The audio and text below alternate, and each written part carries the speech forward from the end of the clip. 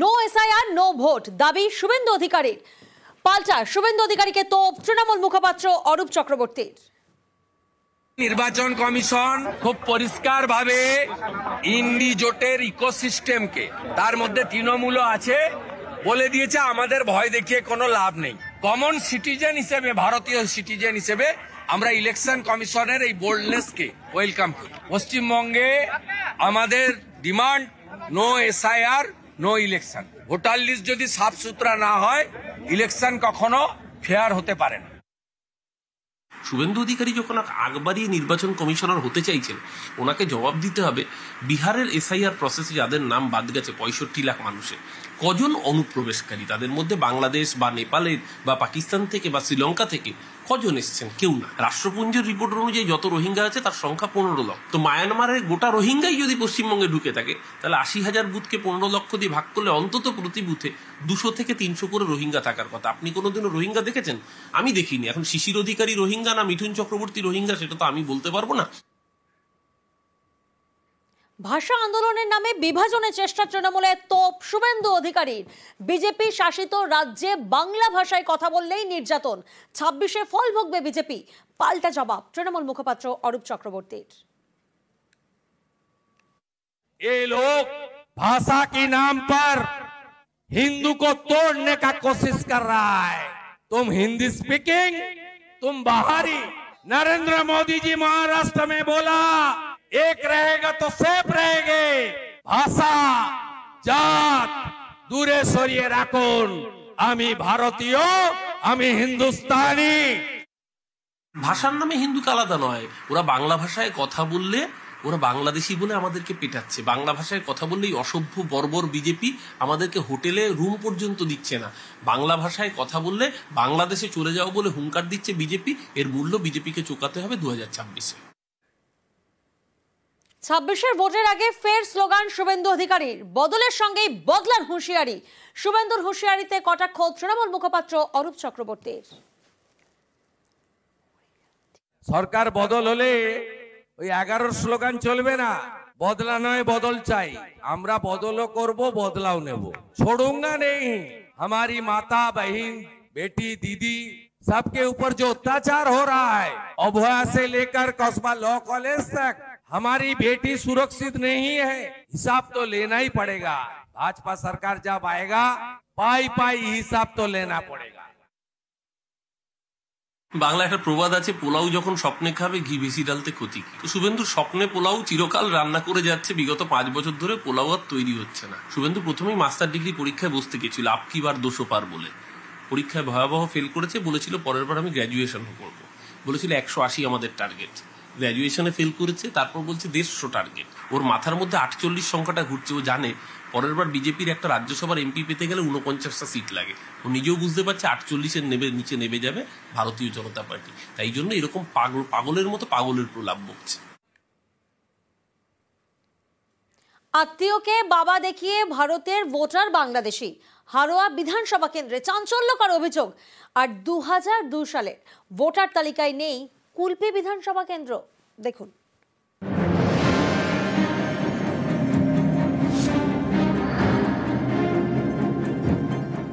দেগঙ্গার voter তালিকায় বিশু দত্তের নাম, বাবার নাম লেখা বিকাশ দত্ত। অভিযোগ, এই বিকাশ দত্ত আসলে বিশু দত্তের বাবা নন, আত্মীয়। আত্মীয়কে বাবা দেখিয়ে ভোটার তালিকায় নাম তুলেছেন বাংলাদেশি বিশু দত্ত। নিজে তার স্বীকারও করেছেন। এখানে আছি আমি প্রায় 9-10 বছরের মতন হবে। তো এসে আমি এখানে লোকের দোকানে কাজ করেছি। এই যে এখানে বিমল আছে, সেও মনে করেন বাংলাদেশে। এই সম্পর্কে আমার ভাইয়ের মতন হয়। তোর সহযোগিতা আমি এই দোকানটা করেছি। ভোটার হয়েছে আমার শ্বশুরের ঠিকানা দিয়ে, হ্যাঁ, জায়গার কাগজ দিয়ে আমি ভোটার হয়েছিলাম। মানে আপনার বাবা শ্বশুরকে আপনি বাবা সাজিয়েছেন? হ্যাঁ। কারা করে দিয়েছিল? এখানে আমি ভিডিও অফিসে নিজে যেয়ে করেছিলাম।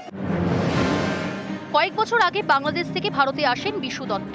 তারপরে আত্মীয়কে বাবা দেখিয়ে ভোটার তালিকায় নাম তোলেন। তারপর থেকে তিনি হারোয়া বিধানসভার ভোটার। আপনারা বাংলাদেশে কবে এসেছেন? আচ্ছা 2002 সালে। 2002 সালে এসেছেন? আপনি ভোটার হয়েছে না শুধু আপনার স্বামী ভোটার হয়েছে? ওর হয়েছে। এই একই বিধানসভার একটি বুথে 14 জন ভুতুড়ে ভোটার রয়েছেন, এমনটা দাবি পঞ্চায়েত সদস্যের। দেখেছি এখানে দুজন আছে, যেমন সুমিরানী দাস আর বিশু দত্ত। এদের বাংলাদেশেও মানে ভোটার আছে, এখানেও ইন্ডিয়াতেও আছে। তো আর 14 জন যেমন আছে তাদের মানে কোনো অস্তিত্ব নেই এখানে। এরা কি সব কি মনে হয় বাংলাদেশে? হ্যাঁ। সম্প্রতি 2002 সালের ভোটার তালিকা প্রকাশ করেছে নির্বাচন কমিশন। বিধানসভা কেন্দ্র ধরে ধরে সেই তালিকায় নেই কুলপি। দক্ষিণ 24 পরগনার বিধানসভা কেন্দ্রের মধ্যে একটি কুলপি। ভোটার সংখ্যা প্রায় 1,48,000। নির্বাচন কমিশনের প্রকাশ করা 2002 সালের তালিকায় নেই কুলপি, আর এ নিয়েই আতঙ্কে বাসিন্দারা। আমরা এখানে থাকতে পারবো কিনা তার সন্দেহ, কারণ আমরা এখানকার স্থায়ী বাসিন্দা। তাহলে এখানকার যে এসআইআর হচ্ছে 1998 সালের ভোটার লিস্ট পাওয়া গেছে, আর 2002 সালের ভোটার লিস্ট পাওয়া যাচ্ছে না।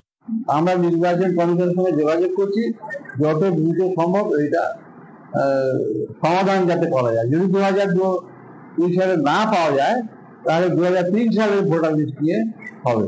সেটা আমরা 2-1 দিনের মধ্যে ঠিক করে দিচ্ছি। তাই নিচ্ছে ভীষণ তাই নিচ্ছে, এবং সব দ্রুত সন্তুষ্ট কি হবে না। দেগঙ্গা থেকে জিয়াউল আলম ও কুলপি থেকে আনিসউদ্দিন মোল্লা, নিউজ 18 বাংলা। বেঙ্গালুরুতে বাংলাদেশের সন্দেহে 3 বছর আগে গ্রেফতার, জামিন পেলেও আতঙ্ক কাটছে না পূর্ব বর্ধমানের জামালপুরের পলাশ ও শুক্লা অধিকারী। 3 বছর আগে 1.5 বছরের ছেলেকে নিয়ে বেঙ্গালুরুতে যান পরিযায়ী দম্পতি। তাদের দাবি সেখানেই বাংলাদেশের সন্দেহে গ্রেফতার।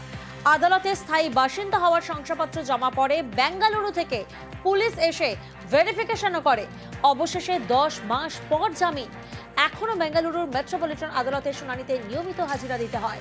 3 বছর পরও পিছু ছাড়ছে না আতঙ্ক।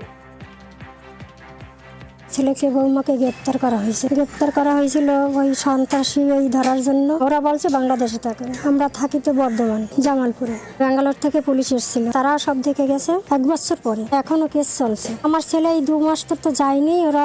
ওরা বলছে আমরা হাজিরা দিচ্ছি। স্বামী তো মারা গেল, চিন্তায় ছেলে বৌমা জেলে, নাতি ছেলে ছিল, কি হবে না হবে ওইটাই চিন্তায় আছে খুব। বাংলায় কথা বলতো এবং আমাদের পশ্চিমবাংলার মানুষ বলে ওদের যেভাবে গ্রেপ্তার করা হলো, পরিবারটার অবস্থা এখন খুবই খারাপ। কেন্দ্র এনআরসি যেটা চালু করেছেন সেটার জন্য ওনারা ভীষণ আতঙ্কে আছেন। তা আমরা পাশে আছি, আমরা পাশে থাকবো সবার। প্রথম মাসে হাজিরা দিতে যেতে হতো, চিন্তা ভাবনাতেই বাবা মারা গেল।